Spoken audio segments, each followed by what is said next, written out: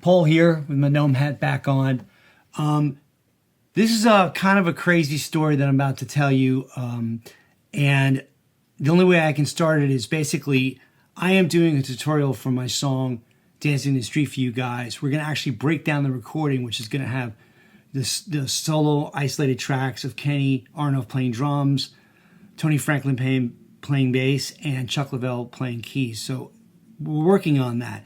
As we were working on it, I'm listening to my guitar parts, and this is what I was listening to that's kind of sparked this memory.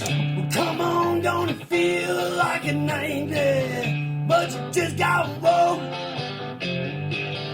I can feel the punch of a punchline, but it ain't no joke. It's this guitar.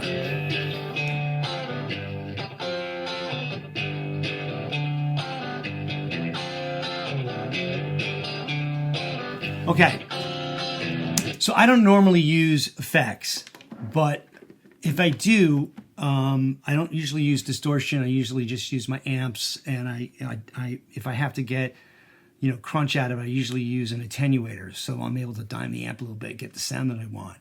But what I wanted on this song was an echo, and Dave Darlington, who mixed the song, added an echo to the lead part, which you'll hear on the track.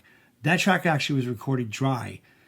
This rhythm part was recorded with this. It's called a Memory Man.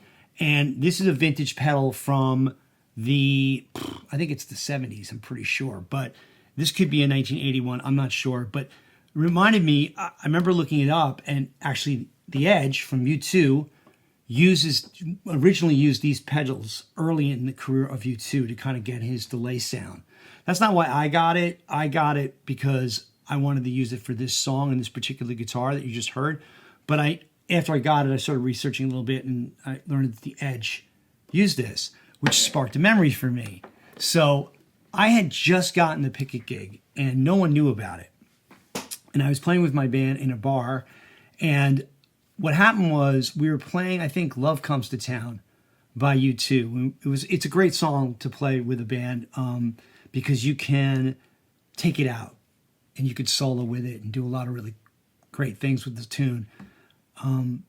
So we do the show, we get done with the set, and this random woman just walks up to me, and she shakes my hand, reaches out for my hand, and I reached out for hers, and she grabbed it, and she kind of shook my hand, and that turned into holding my hand.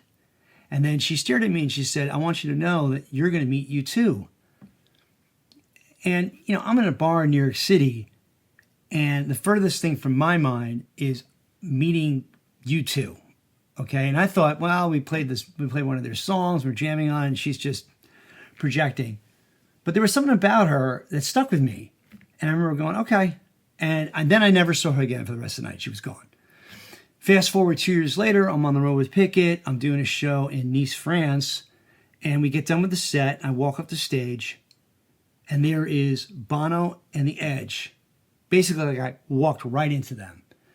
And The Edge said, "Hey man, that was really good playing." And I went, "Thanks, jeez, thanks a lot." It was like I felt like Dorothy and the Wizard of Oz, like Scarecrow, Tin Man, like it was like so crazy to meet them.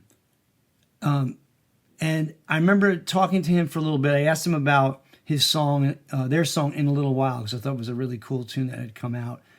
And he talked to me a little bit about that. He said, yeah, it's really unusual for us to, use the type of chord voicings, which I thought was kind of like R&B soul kind of voicings for them, the song In a Little While.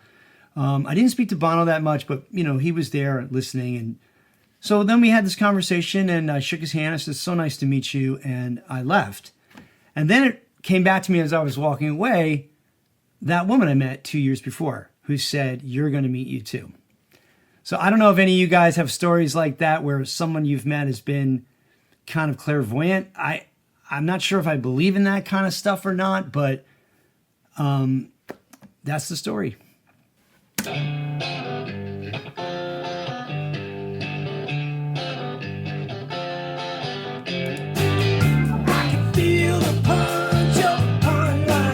See you guys soon.